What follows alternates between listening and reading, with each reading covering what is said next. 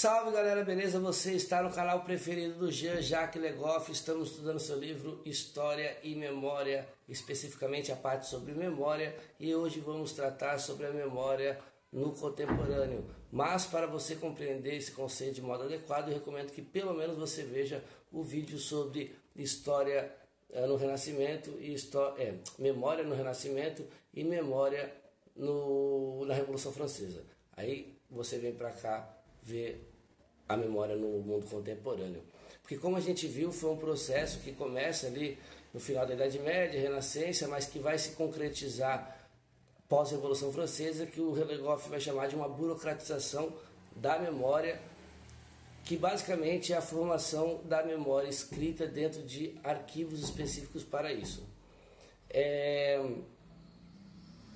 Com a Revolução Francesa surge a ideia de arquivos nacionais, né? Isso é muito importante para a questão da burocratização e cada vez mais também com museus, com arquivos de fotografia depois, como a gente disse, arquivos pessoais mesmo de famílias, né? E então isso vai se expandir bastante, vai se tornar cada vez mais burocratizada e civil também, né? A documentação da memória. Bom, e no tempo contemporâneo, isso é uma marca do tempo contemporâneo que hoje, nos dias de hoje, o Legoff diz que só vai se ampliar, né? Sobretudo com a questão do fichamento, né? A memória fichada, a memória seriada, a memória organizada de maneira de série, de fichas.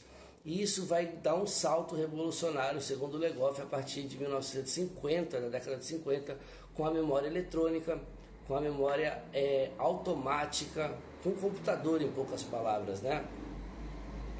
Os dados de memória vão surgir, poder compilar um número grande de documentos em arquivos, né? O cálculo rápido vai facilitar bastante a organização desse arquivo. Então o Legoff enquadra isso aí como realmente uma revolução documental e da memória, a memória eletrônica, né?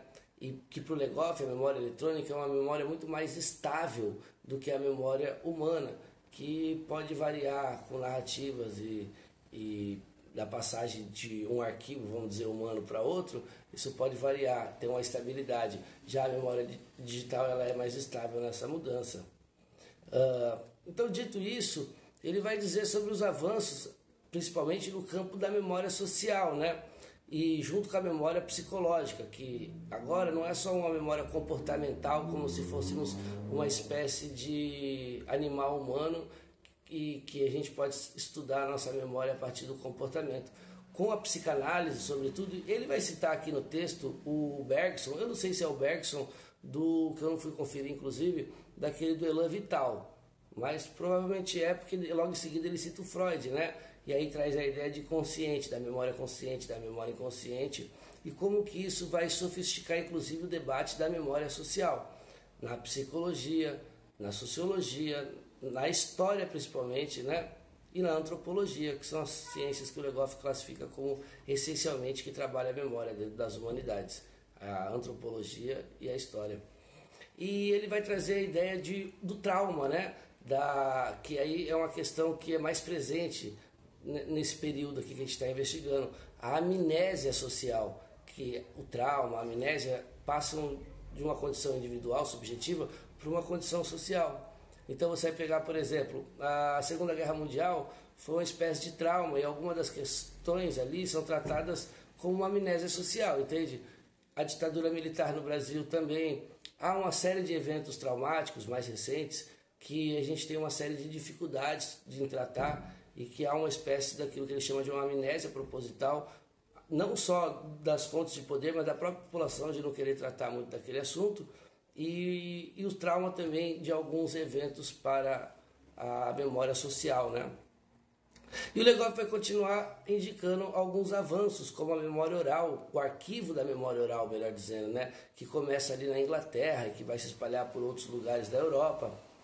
E como que isso desemboca numa crítica, tudo isso que eu disse, né? Desemboca numa crítica da memória, e as ciências sociais participa desse debate. A gente está aqui tentando participar como historiadores, né? Surgindo cada vez novos arquivos, então, os arquivos digitais, o diálogo com a psicologia, as novas formulações da memória social vão fazer da memória um instrumento das ciências humanas, sobretudo da psicologia social, da antropologia e da história, beleza? Então é isso, galera. Espero que tenha ficado um pouco claro. A gente estudou o artigo de maneira bem vagarosa, assim, né? Bem minuciosa, e ao final ainda para a gente tratar da conclusão. Eu não sei se eu vou tratar especificamente da conclusão do Legoff, mas eu vou vir aqui explicar com mais detalhes, de maneira mais didática e objetiva, o que é memória, o que é história, qual a diferença, qual a semelhança e qual a relação entre memória e história. E depois dessa série de vídeos eu acho que já ajuda bastante. Então, se você gostou do vídeo, deixa seu like, seu comentário, se inscreve no canal, que a gente tem a meta de chegar a 500 inscritos e você pode fazer parte dessa história, cara. Firmeza? Valeu, galera. Tamo junto, bons estudos e leia Jean-Jacques Le Goff.